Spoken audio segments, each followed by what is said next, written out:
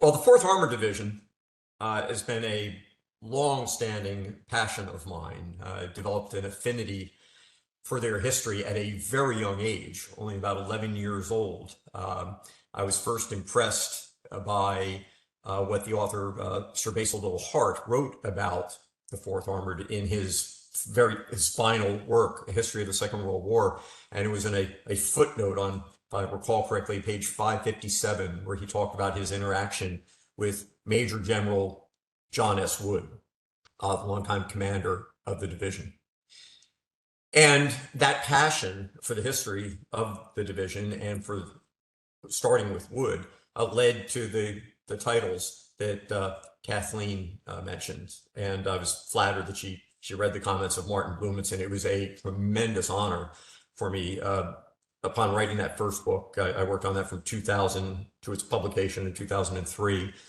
And Martin was introduced to me by retired Brigadier General Albin Berzik. We'll talk more about on several occasions during the talk tonight. He was the commander of the 8th Tank Battalion from early December 44 to the end of the war. He introduced me through correspondence to Mr. Blumenson, and he contributed the foreword to that book. That was a tremendous honor.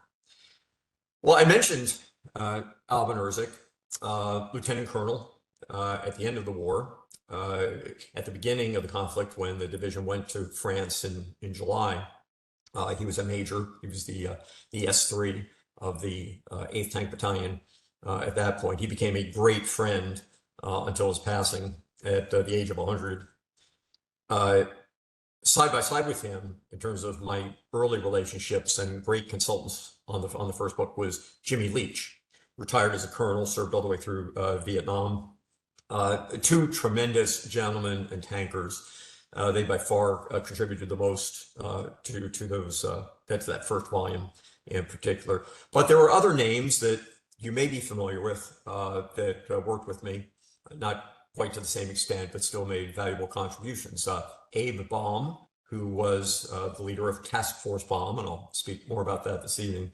Ed Bautz, who was the S3 of the 37th Tank Battalion, and late in the campaign actually commanded the battalion for a short amount of time when after Creighton Abrams had stepped out of that role. A name you may not be familiar with, Len Kiley, but it was a tremendous influence on me. He commanded the A Company of the 8th Tank Battalion, and John Whitehill, who commanded A Company of the 37th.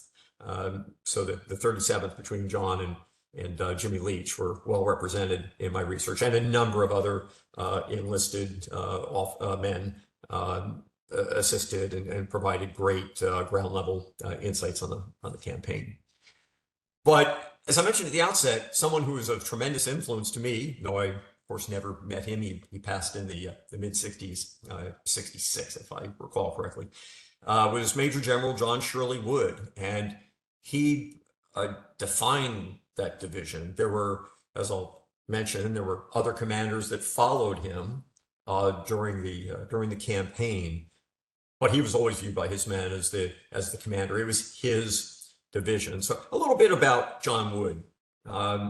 He was a little bit out of the ordinary compared to his contemporaries, because before attending West Point, he was he entered 1908, class of 1912. He had actually already graduated from the University of Arkansas and had accepted a position in the chemistry department there to teach. It was short-lived because he was a well-respected football player for University of Arkansas. He wanted to play more football, and that was his main inspiration for going to West Point. And he excelled there. His nickname was P for professor, and that was earned because of the tutoring he did of students. And he was ahead of his classmates. He was generally 4 years older than most of his classmates going in. Greater maturity. And one of the things that set him apart in that respect was he was extremely anti-hazing. It just wasn't in his nature. He was more, let's just say, more empathetic, and that certainly showed through in his leadership style over the years ahead. Now, when he went to West Point in 1908, he crossed paths with many people that would play a role in his future. Patton was in the class of 1909. So they met during Wood's first 2 years and became friends during that period. But also in the class of 1909 was Jacob Devers, who went on to Dever, who became commander of the 6th Army Group, and William Simpson, who commanded the 9th Army. And then on the tail end of Wood's tenure or time at West Point were Eisenhower and Bradley, who were in the class of 1915. So not as much of an overlap there, but he was in this circle of people who became then almost 30 years later intertwined during World War II.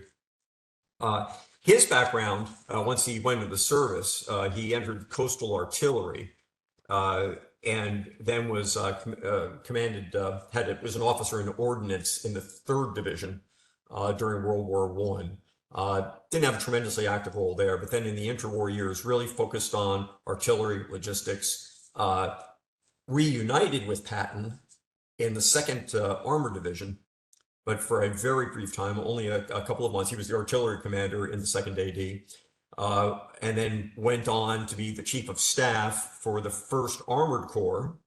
And the Armored Corps concept was a relatively short-lived idea, and then became the commander of Combat Command A of the 5th Armored Division in October of 1941. And then just 7 months later, May of 1942, was awarded the command of the 4th Armored Division.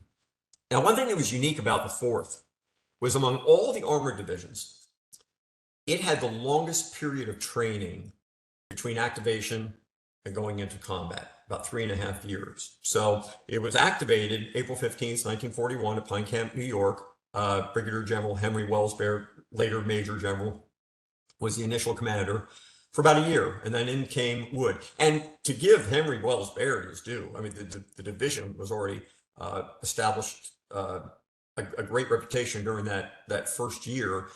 Several of the key players linked with the 4th were already there. Creighton Abrams, Bruce Clark. So that they were already well established, and I think had established excellent training doctrine as well, even before Wood's arrival. But Wood came in about a year after the activation of the division, and then there were several key events during their training. The Tennessee maneuvers, which took place in October and November, and then moving out west to the California Desert Training Center. One great irony I've always found in the Army history is that the only 2 divisions to fight in the desert, the 1st Armored and the 2nd Armored, were the only divisions not to do desert training. Of course, it wasn't established yet. It was, Patton was a key player in the formation of the Desert Training Center.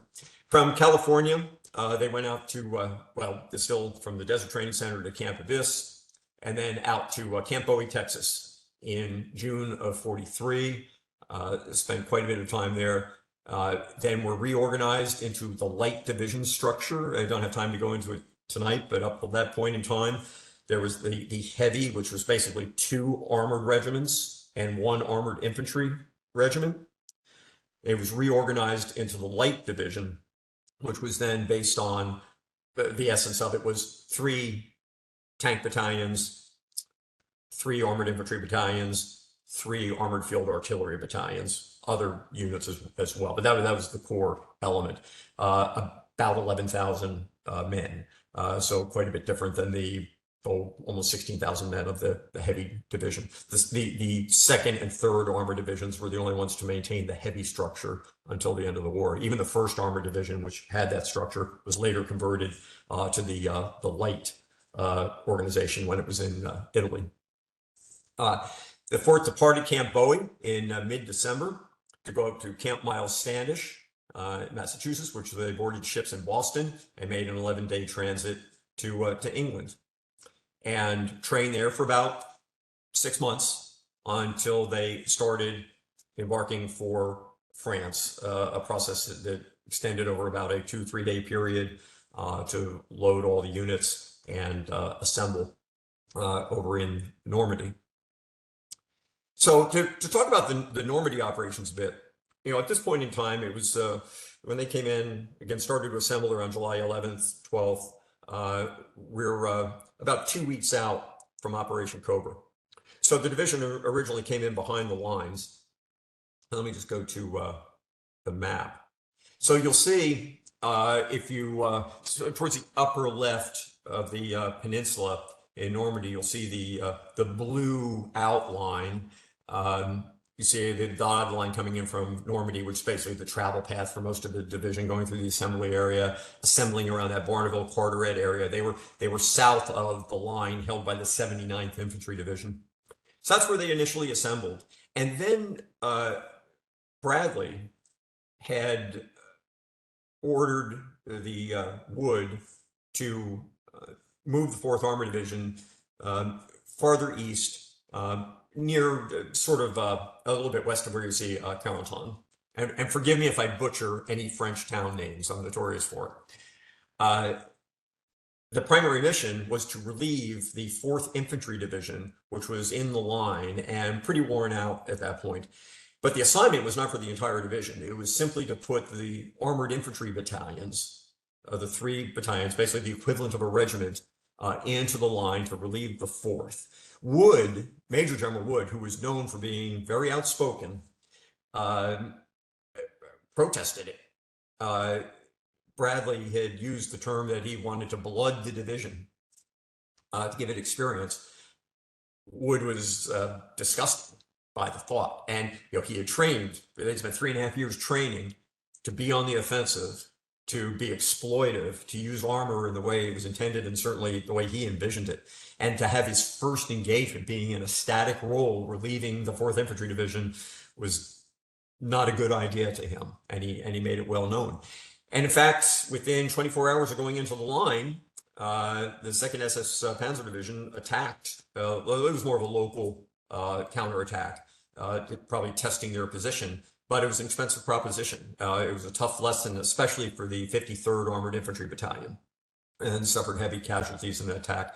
But they regrouped. The 10th Armored Infantry Battalion played a key role in helping salvage that situation. And then shortly after that, tension sort of eased on that part of the front, and then preparations were underway for Cobra. And the initial plan for Operation Cobra was that 7th Corps, which was to the east, to the east of that red line, and on the maps I'm going to show you, the red line represents the path of Combat Command B, and then the blue lines are Combat Command A. CCB, Combat Command B, was commanded by Brigadier General Holmes Dager. And so initially, CCB led the advance south. The initial plan was for 7th Corps, and spearheaded by the 3rd Armored Division, to cut west of St. Lo and cut to the southwest, and they were assigned the role of capturing Coutances. And the idea was that when they captured that, they would sever and cut off German forces that were to the north in opposition to the 8th Corps, which is where the 4th Armored Division was assigned under Major General Middleton. But as it turned out, the 3rd Armored did not make the progress that was intended. The 4th Armored was released, and with great pride beat the 3rd Armored to Coutances. Now, at the same time, the 6th Armored Division was advancing along the coast road to the west. And the plan called for the 6th Armored Division to be the unit that would reach Avranches all the way down at the bottom of the map first. And the 4th Armored Division's role was really to screen to the east and then help hold that corridor open, protect the 6th Armored. But the 6th Armored stalled in their advance, commanded by Major General Gros, and Wood was told to move forward, and Avranches was then assigned to him.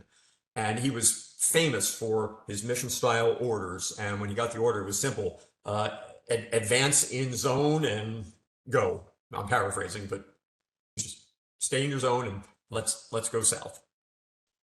So they moved very rapidly and moved into Avranches towards the night of July 30th and 31st. What was fundamentally important was that they moved through the town And it wasn't as easy as some, by the way, as easy as some accounts talk about. There was opposition there, enemy armor as well as infantry. It was fairly chaotic. But the 4th excelled, cleared out the town, and most importantly, captured bridges south of Avranches that allowed the advance to continue unimpeded. Had the bridges been blown and not captured, things may have played out much differently. So after they pushed through that, through Avranches, and then quickly moved out into Brittany, their first destination was Rennes, and that was sort of located in central part of the Brittany Peninsula, sort of the eastern approach to it, a vital road hub. And the mission, Patton's primary objective at first was to clear Brittany to the west, primarily for the purpose of logistics and securing the ports like Lorient, Brest, all the way out to the west. That was an objective of the 6th Armored Division. So, in fact, I'll move to the map. So you can see in a period of just 11 days on this map what's going on. And it gives you a sense of the rapidity with which the division was moving and a little bit of the improvisation that took place. You can see that the blue line at that point is Combat Command A under Colonel Clark, later Brigadier General. But Colonel Clark advances south, and again with the objective of Rennes. But as they advance south, Wood, not wanting to get armor hung up there, decides this is really a mission for infantry. So a regiment of the 8th Infantry Division was attached to the 4th, and that regiment drew the assignment of actually moving into Rennes. But the Wood had Clark circle around Rennes, fairly far to the south, out to Bain de Bretagne, and then turned, as you can see in that arrow farthest to the east, turn towards again, forgive me for the pronunciations, Janzé, to cut the roads going out to the east. But the red line, if you pay attention to that is Combat Command B under Dagger. And the real key move here was, even though Wood's orders were to seal off the peninsula going towards Vannes and Lorient, sent CCB out to Chateaubriand, and he wanted to go east. And he famously said, "We're winning the war the wrong way." And there was a lot of back and forth between him, Middleton, Patton. While Patton gets often given the credit for the exploitation across France, he basically chastised Wood for being too aggressive and turning east. He needed to turn around and go west. And he sent one of his staff members to go by jeep to basically intercept him and tell him that he needed to go in the right direction. So much to Wood's dismay, he had to turn his units, as you can see, both CCA and CCB, turn west. When they got out to Lorient, they were in no position to assault it. The city was well defended, heavy artillery defense. They were not in a position to seize the town. The 4th took some heavy losses there, especially in an artillery engagement at near where CCB was, near Pont-Scroff. So finally, but gradually, they returned in the right direction. You can see that CCA in the blue ended up going to Nantes, down at the south end of the map, to relieve elements of the 5th Infantry Division that were more or less guarding the crossings over the Loire. There was no plan to advance below the Loire. The idea was to secure bridges, blow the bridges, and use air power to seal off the south flank, protect the south flank with a very light cavalry screen. That was the plan for going all the way across France. But the 4th Armor did move into the city itself and secure it. After that, there was not much of a pause. So from August 12th to September 1, you have the great race across France. There were some pauses in that stage, primarily for logistics as they moved across, but a couple of very well-known engagements. One was at Orleans, very rapid exploitation, not as heavy an engagement as what followed at Troyes. That is a classic engagement, especially with the use of a desert formation. a single company of tanks from the 35th Tank Battalion, but with a desert formation with armored infantry and half tracks as part of that to advance over a very open 3-mile plus descending slope into the city. It turned out to be very heavily defended with well over 5,000 SS troops, the 51st SS Brigade, and which the 4th managed magnificently to devastate those defenders and secure that city.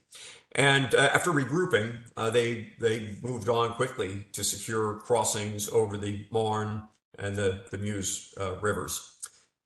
It was really at that point, and you can see on the map, again, or a period of about 10 days or so to move across. CCA, the blue, really led the majority of that drive. Those lines, as they go together, are not at a concurrent time frame.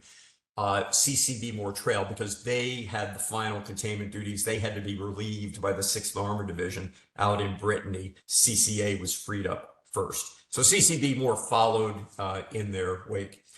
So you can see this is the advance as far as Troyes, and then continued on across the aforementioned rivers. But a ton of movement to clean out these areas over a very wide front.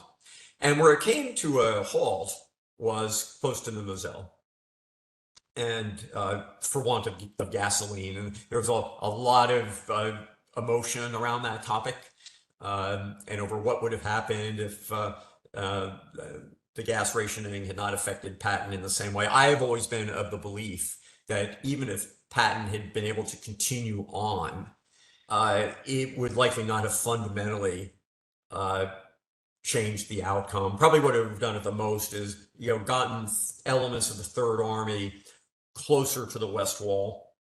Probably not as far as the Rhine. I mean, the closer you were getting to Germany, the closer you are to the Germans' recovering base of resources. And the delay that they did encounter on the petrol situation in particular did provide the Germans a vital period of about a week to rush in enough reinforcements along the line of the Moselle to present a challenge for Third Army once it did start to resume the advance. Now, crossing the Moselle was a fairly famous operation. You can see on the photo on the left that, and the one that's right next to it on the upper right, the 8th Tank Battalion was heralded for its fording of the Moselle, which actually was just not the one river. You had the Moselle itself, which was not shown here. These are canals that flank the Moselle. The Moselle was actually the deeper, wider waterway with water levels that were up close to the hatches of the tanks and a little bit more treacherous to cross. The canals themselves, especially as you can see in the photograph, the amount of mud and so on didn't make it easy. So it was a bit unconventional that they attempted it, especially since they were not that far from any enemy positions as they attempted this. But Lieutenant William Marshall was awarded the Distinguished Service Cross for leading that effort, being the first tank across and successfully navigating it. And then, as shown in one of the photos, actually towing some of the other tanks across that didn't fare as well as his driver did. But as they crossed the Moselle,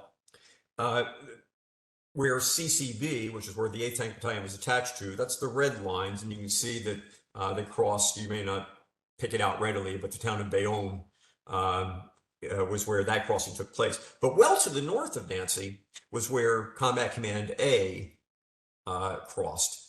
And there was as they were getting to move across near the area of, I'm going to blow the pronunciation, Deliard, south of, the line covers it up on this map, but Pont-à-Mousson is to the north. So just below that is the blue line where the crossing site is. Creighton Abrams 37th Tank Battalion was at that crossing site, and it was there that the 80th Infantry Division had secured the crossing site, but was engaged in a very difficult battle and was at risk of losing the bridgehead. Elements of the 4th Armored were being held back by the officers controlling the bridge traffic. finally released them to go across, but not before there was a powwow between Bruce Clark was there, McBride commanded the 80th, Creighton Abrams. They were all talking about, should we go across? And one of my favorite quotes of the war, when Creighton Abrams was asked what he thought, because he was going to have to lead his battalion across, said, that is the shortest way home, meaning for him to get home and for his men to get home to the United States, going east, going to Berlin, that's the shortest way home. And it's across that bridge. And I thought that was tremendous courage and great quote. So they swept across, and it was such a marvelous operation by Combat Command A in particular, because they swept around Nancy. CCB also advanced from the south. You see that in the red lines. But where it led CCA to was near the village of Arracourt. And they got well into the rear of the German forces, tore up headquarters, supply, logistics areas, complete havoc there. They closed the noose with CCB, encircled the German forces at Nancy. They were invested then by infantry divisions trailing behind them. But then as the fourth regrouped in the area east of Arracourt, they were then counterattacked in what is the largest tank versus tank battle of the campaign in Northwest Europe in 1944 and 1945, which the 37 Tank Battalion and the 704th Tank Destroyer Battalion, you never forget them. Those two units combined inflicted about the best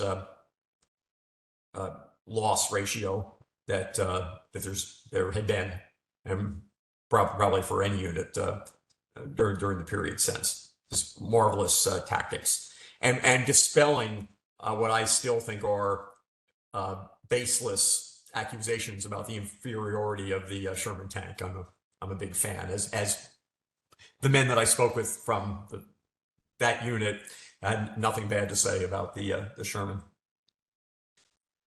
But then we go into a period after they fend off the German counterattacks at Arracourt.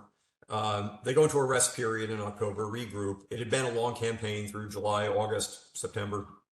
They regroup and they get ready for Patton's November offensive.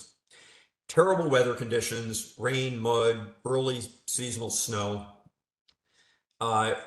Attacking in two separate columns, Combat Command A, Combat Command B, working closely with infantry divisions like 26th Infantry Division. And it was not well suited for armor.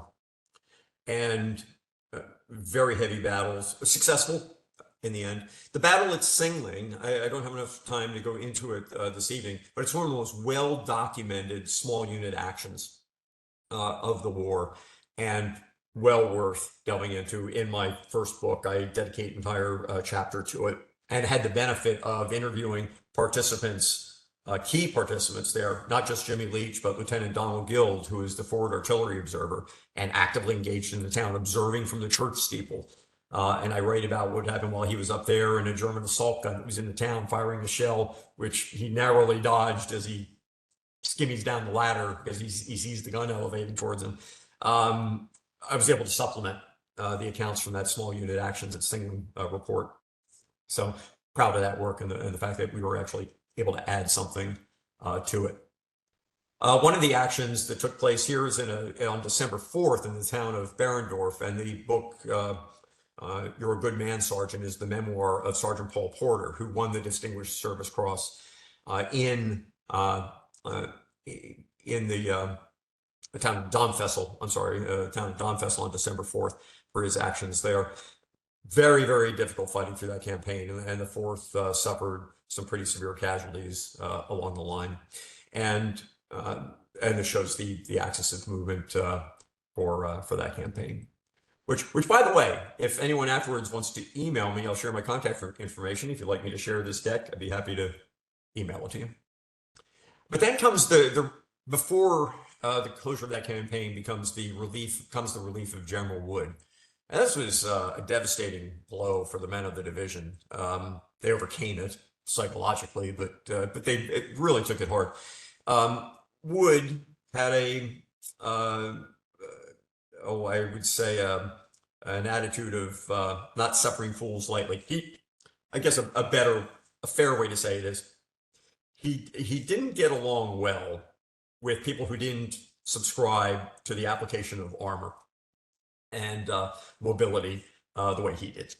And so here he's conversing with Major General Manson Eddy, who commanded 12th Corps, which would have been attached to after right around the time they started the exploitation across France. And they disagreed quite a bit. And during the November offensive, it came to a head because Eddy on November 19th had given Wood instructions to assist the 26th Infantry Division in capturing a certain town. Wood simply didn't do it. He basically ignored the order. Eddy complained to Patton, claiming insubordination. Patton and Wood were best of friends. Patton deflected it. Wood apologized to Eddy, but it didn't last.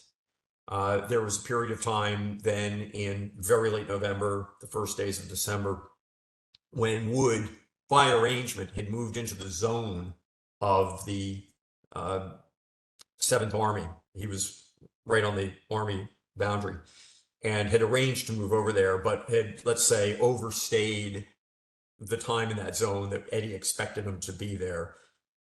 Eddy didn't think he was fighting hard enough. Bottom line was it led to Eddy asking for his relief, and Patton gave in to the request. And so Wood was gone, and Patton assigned Hugh Gaffey, who was the chief of staff from 3rd Army, to command the division. So Wood was not there when the 4th undertook its most famous mission, and that was to relieve Bastogne. And they had been in a relatively brief rest period before being asked to head north. And the Battle of the Bulge started on December 16th. The 4th Armored was off the line since December 5th at that point, or the 6th. So they had about 10 days of rest, 11 days of rest. They were then one of the first units, after the 10th Armored Division had gone up on the 17th, then the 4th Armored was commissioned, along with shortly behind that, the 80th Infantry Division and the 26th Infantry Division. And on this map, you see that there's a new line. Here's the green line, and it's Combat Command Reserve. And the division rarely used Combat Command Reserve in an operational role. Wood used it as it was intended to be used, mostly for the rest and rehabilitation, the refitting of tired units coming away from Combat Command A and Combat Command B. They'd be refitted, rested, and then redeployed back into 2 fighting combat commands. But most of the other armored divisions had adopted a doctrine where they fought all 3 combat commands. And in Wood's absence, Gaffey adopted the same approach. So Combat Command R originally was fighting on the east flank near the town of Beagonville. And you can there's a small isolated green arrow off to the right of your screen that shows that. And after fighting there for a couple of days and Combat Command A, Combat Command B stalling in their attack, was rerouted out to the west, and then famously made a much quicker advance up the highway, or the main road leading from Neufchâteau up to Bastogne, and then broke through at Azumois on December 26th. The battle went on for many days after that for the 4th Armored. In fact, one of the most effective engagements took place on December 30th.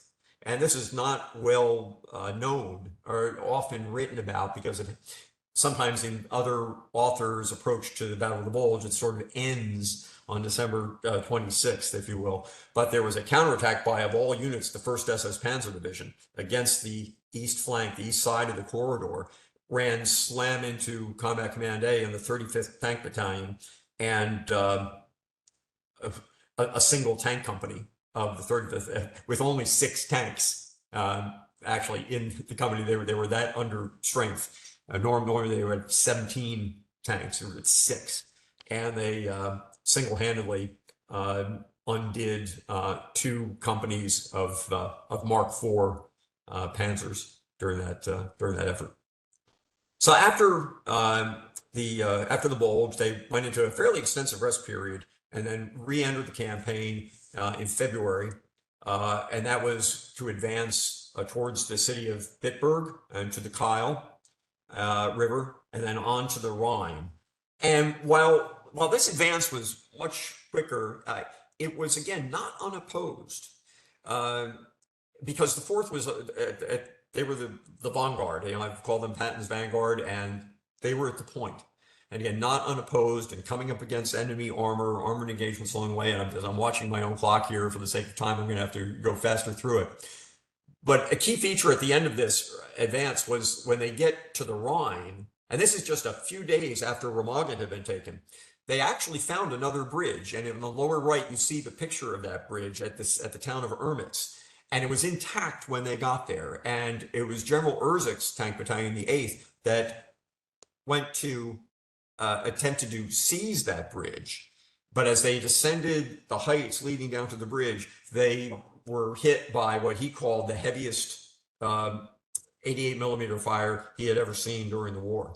And they had to stop the approach, pulled back, waited overnight.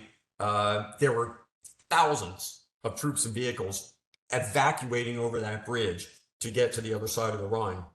So the next morning, the bridge is still intact. And then they go to attack again. And as they're approaching the bridge, it's blown, fully loaded with vehicles, German troops, forces, everything on it, just blown up.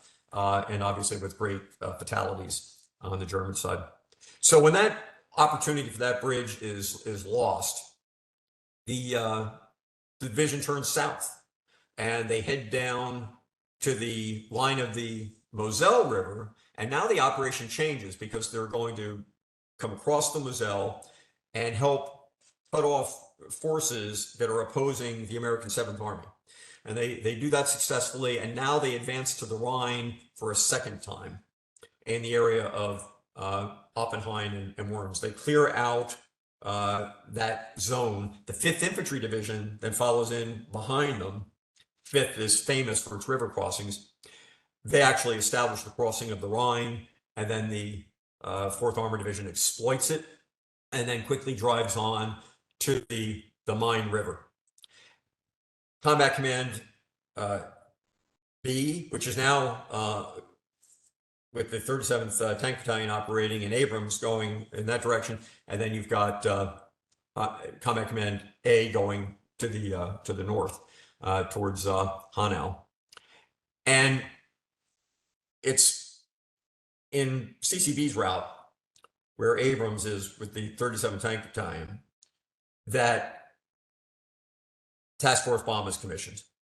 And Patton, on Patton's order, a task force, modest size, a little over 300 men, a company of tanks, company of armored infantry, a little bit of recon forces, no direct supporting artillery, only 3 105 millimeter Sherman assault guns, is sent on this raid to liberate a German prisoner of war camp, officers' prison war camp. They think there's only a few hundred officers there. Turns out there's thousands of prisoners.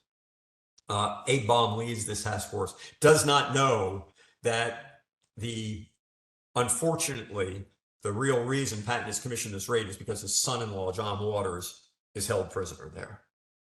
And it's very controversial, and but a fact that the raid was commissioned for that purpose. Patton sent his aide, Major Stiller, on it because Stiller knew Waters. He was going to be responsible for shepherding him back, making sure he was safe. Ironically, Waters was shot during the break-in to the camp. The photo here is not the 4th Armored. This is the 14th Armored. I believe it was the 14th Armored Division. Later, a week or more later, recapturing the town because the raid failed. They got to the prisoner of war camp. By that time, the Germans had zeroed in on it and circled it. The next morning, when the task force tried to leave after bomb reassembled it, they were all, the loss in life was not great, but those that survived were almost all captured. Very few men struggled back. So this shows the route of the task force and where they went on their own. It was about 45 miles by air behind enemy lines, and it doesn't matter that it was the end of March. It was not unopposed, and courageous men all that participated in that. From there, we go into the heartland of Germany. The rest of the division continues advancing on to from the Frankfurt area, going up to the northeast, cutting across towards Chemnitz. Now, along the way, famously, when they're just around the Gotha area, just south of there is Ohrdruf, and the 4th Armored Division liberates the very first known concentration camp. It was a minor camp. It was a sub-camp of Buchenwald, and the 4th, several units claim credit. This, and I think this is fairly well known. It's a badge of honor for units to say that they liberated certain concentration camps, and actually they become very possessive of this. But based on my research, the 4th was the first unit to reach Buchenwald.